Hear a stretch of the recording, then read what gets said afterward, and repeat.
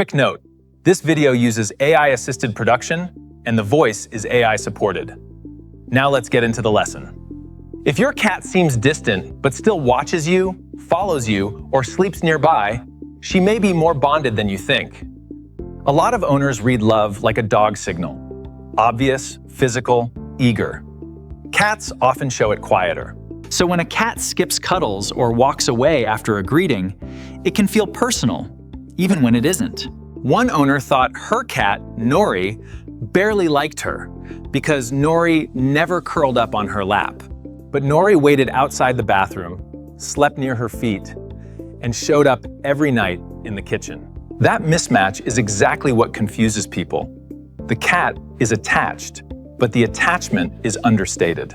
By the end of this video, you'll know what quiet cat affection looks like, and when distance means something else. First, cats usually value safety, choice, and control more than constant contact. That changes how affection looks. A friendly cat is not always a clingy cat. Social comfort and physical contact are related, but not identical. Many cats bond through shared space. They like being with you without needing to be handled the whole time. So a cat who sits 6 feet away and keeps you in view may be choosing connection, not avoiding it. One of the clearest signs is proximity with choice. She comes near, but she decides how near. Another is quiet following. Not dramatic shadowing, just small check-ins from room to room. Some cats even sit with their back to you. That can look cold, but it often means they feel safe. Sleep location matters too. A cat who rests near your legs, door, or desk is often staying socially connected. Then there's the slow blink, the soft face, the loose whiskers, the unguarded body. That is emotional ease. You may also see tiny greeting rituals: a tail lift, a chirp, a brief head bump, then she's done. Those short moments count. Cats often expressed affection in bursts, not long performances. Owners miss this because many people unconsciously grade love by cuddle length, lap time, or how often the cat stays. But some cats enjoy contact only in small doses. Push past that dose, and the cat leaves. When you reach too fast, stare too hard, pick her up, or block her path, you add pressure. And pressure changes behavior fast. A cat can like you and still avoid moments that feel controlling. This is where psychology matters. Closeness depends on safety, predictability, and the cat's sense of agency. So a cat in a noisy home with little vertical space or rough handling history may love from farther away. Routine matters too. Cats trust patterns. When your behavior feels unpredictable, they stay more guarded. A common mistake is taking that distance personally, then trying harder and harder to get affection. That usually backfires. The cat starts linking your approach with pressure instead of comfort. The better goal is not making the cat act more loving. It's making closeness feel easier and safer. That starts with your approach. Softer body language, slower hands, less looming, and more room for the cat to choose. Let the cat choose the gap. If she comes close, don't rush to close the rest of the distance for her. One big change is this: stop turning every approach into petting, lifting, holding, or finally getting your moment. Sometimes the best response to closeness is nothing dramatic. Let closeness stay closeness for a second. If your cat checks in, settles nearby, or brushes past, quietly reinforce that with a soft voice or a small treat. The key is low pressure. Toss the treat nearby if needed. Don't use the reward to trap the cat into more contact. A very useful tool here is the consent test. Pet briefly, then pause and let the cat vote. If she leans in, stays, head bumps again, or asks for more, that's your green light to continue. If she turns away, skin twitches, tail flicks harder, or leaves, that's information.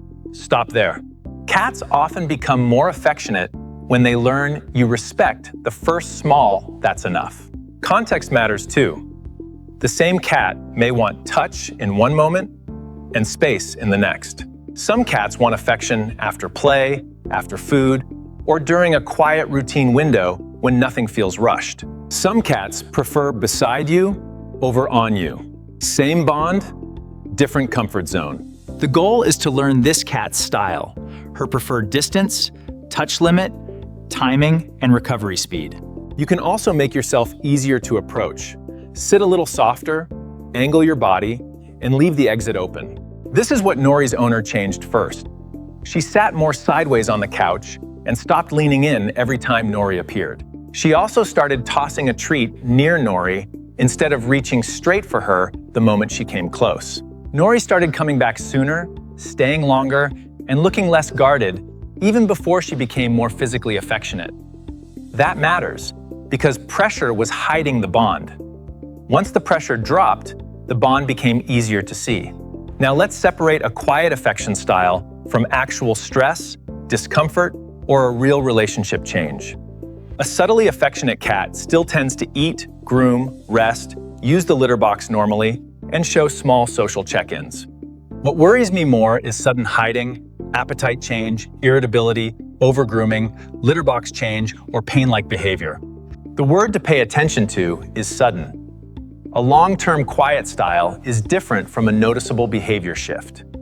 If the distance is new and comes with other changes, rule out pain, illness, or stress before calling it personality. Back in everyday life, one common misread is, "She walked away, so she must not like me." Often it means the interaction crossed a threshold, not that the relationship has disappeared. The earlier clues are usually small: a firmer tail flick, a skin ripple, a head turn, a body shift. Another misread is saying, "She only comes for food." Food can be part of bonding without being fake. If your cat reliably appears around your routines, waits for you, or joins predictable moments, that still matters. Progress is often quieter than people expect. It may show up as faster check-ins, softer body language, or staying a little longer. A cat greeting you at the door, recovering faster after a startle, or napping closer than before can be huge progress. Notice what's missing from that list. None of those wins require your cat to become a lap cat. The real goal is not maximum contact. It's secure, voluntary connection that your cat can trust. That means your cat chooses to join you, stay near you, and return to you without feeling managed. So ask a better question. Not why isn't she more loving, but what does love look like in this cat? Watch where she rests, whether she follows, how she greets, and how relaxed her body gets around you. And don't compare your cat to louder cats. Different affection styles can still reflect a strong bond. If you want more closeness, build tiny, predictable rituals instead of chasing bigger emotional moments. A calm evening play session, a treat near the couch, or a quiet greeting ritual can go a long way. For some cats, play helps first. It lowers tension, meets a need, and makes social contact easier afterward. In cat relationships, consistency usually beats intensity. Small, safe moments add up faster than pressure. Nori's owner stopped trying to turn her into a lap cat and started respecting the cat she actually had. Over time, Nori started waiting in the hallway more, greeting more often, and settling nearby more reliably. One evening, she chose the couch cushion beside her owner and stayed there without being asked or touched first. Later, she even rested against her owner's leg for a while, because the choice finally felt safe. That does not mean every cat will do this. It means safety and choice reveal more of the bond that's already there. Some cats may never become lap cats, and some may always prefer short contact over long cuddles. That doesn't make the bond smaller. It just means the affection is showing up in a quieter language. In a lot of cats, the quiet version of affection is still affection. Sometimes it's the most honest kind. So here's the quick recap. Nearby rest, quiet following, tiny greetings, relaxed body language, and chosen proximity. And avoid the big mistakes: rushing in, overhandling, ignoring consent, and taking distance personally.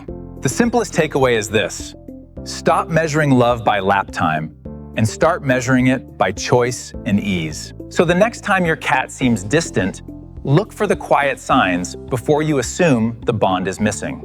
Because with cats, love is often quieter than people expect. But that doesn't make it any less real.